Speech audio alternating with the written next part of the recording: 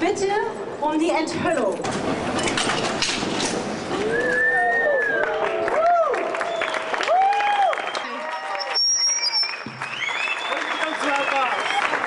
What do you think about the bus?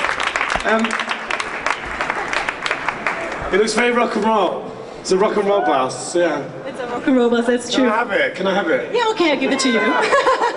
Well, it doesn't look like a typical London bus. I mean, it's kind of an improvement, really. I mean, I wonder maybe whether that'll influence London transport and I'll have all these new buses in London.